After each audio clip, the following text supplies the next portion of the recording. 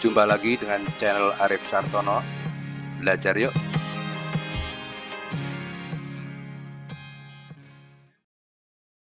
Oke, kali ini kita akan belajar induksi magnetik seri 10 dengan topik induksi magnetik di pusat kawat melingkar berarus listrik.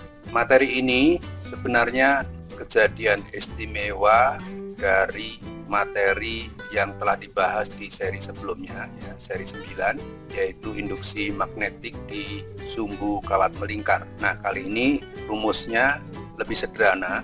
Ini saya turunkan dulu rumusnya. Ini sebenarnya berasal dari induksi magnetik di sumbu kawat melingkar, ya, yang telah dibahas sebelumnya. Ini adalah materi yang sebelumnya.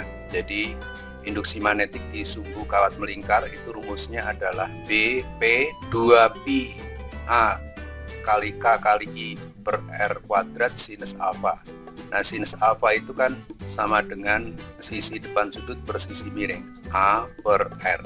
Sinus alfa sama dengan A per R. Jadi kalau ini rumus ini diubah, waktu itu sudah disampaikan di video seri 9. Jika Anda ingin paham, sebaiknya juga melihat lagi. Baik, kita turunkan jika sinus alfanya diganti dengan ini, sehingga BP itu sama dengan 2pi A, A-nya menjadi I, A kuadrat kali K kali I, karena A kali A, ya, jadi A kuadrat kali K kali I per R, R-nya dikali R lagi sehingga R pangkat 3 di sini. Nah, apa yang terjadi kalau artinya apa ini? Kalau rumusnya ini terjadi di P, di sumbu kawat melingkar, maka sumbu kawat melingkar itu kan juga ada di titik Q. Nah, Q ini adalah pusat kawat melingkar. Jadi kalau ada P-nya itu digeser posisinya di titik Q, maka apa yang terjadi? Artinya A itu sama dengan R. Kalau A sama dengan R, maka di sini saya ganti R-nya itu menjadi A. Jadi sama dengan 2pi A kuadrat kali K kali I, kemudian R-nya ini saya ganti dengan A. Jadi A pangkat 3. Kenapa diganti dengan ini? Karena ketika posisi P itu berada di titik Q, maka A sama dengan R. Itu ya, saya ulangi supaya lebih jelas. Jadi dari sini dapat diperoleh bahwa A-nya ini dikurangi hingga menjadi 2pi K, A-nya sudah habis, yang atas tinggal kali I per di bawah tinggal A, ya, masih 1 per A. Jadi ini adalah rumus B di titik P, sehingga posisinya P ini sekarang menjadi di Q, ya. Itu untuk topik kali ini. Jadi induksi magnetik di pusat kawat melingkar. Jadi rumusnya adalah 2pi KI per A. Oke, kembali ke layar sebelumnya. Jadi rumusnya 2pi KI per A. 2pi KI per A. Ini saya sarankan Anda menghafalkannya. Kalau saya hafal karena pi KI ini, ya. Cuman ada unsur 2-nya ini. Jadi ada 2pi KI. Pi KI itu kan organisasi terlarang, ya. Sehingga ingat, saya ada 2 orang PKI-nya. PKI per A. Jadi saya pakai rumus yang kanan. Jika dikonversi dengan K itu sama dengan mu 0 per 4pi, maka akan ketemu rumus yang ini. Ya, beberapa sekolah pakai rumusnya yang ini dan beberapa buku juga pakai mu 0. Enggak masalah, ya. Sama saja.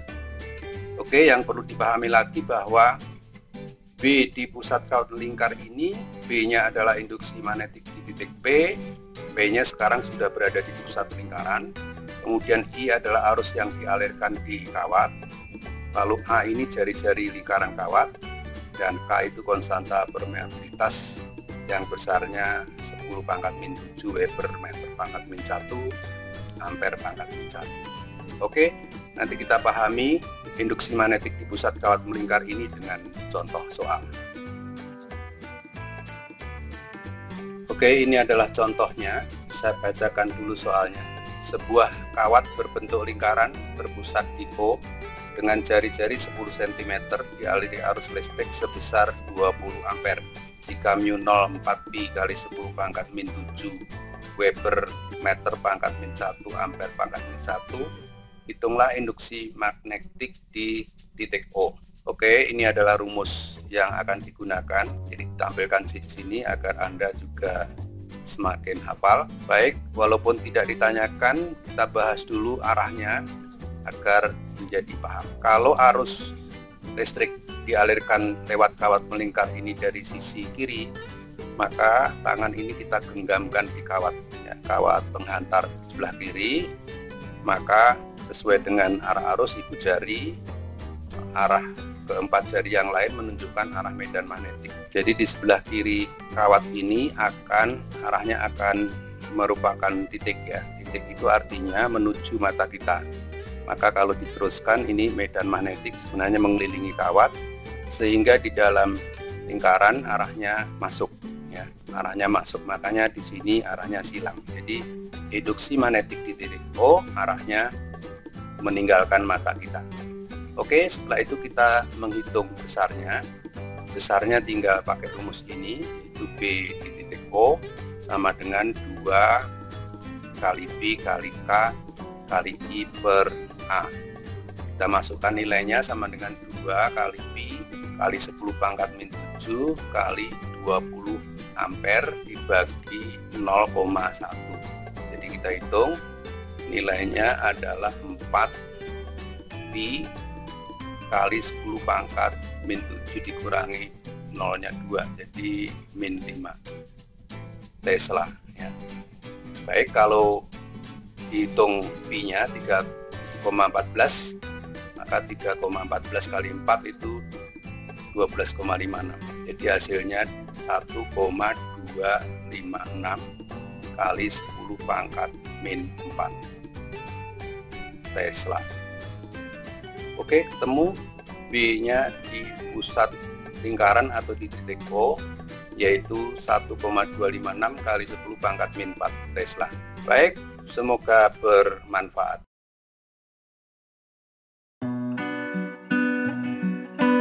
Sekian dari saya, sampai bertemu di video seri berikutnya.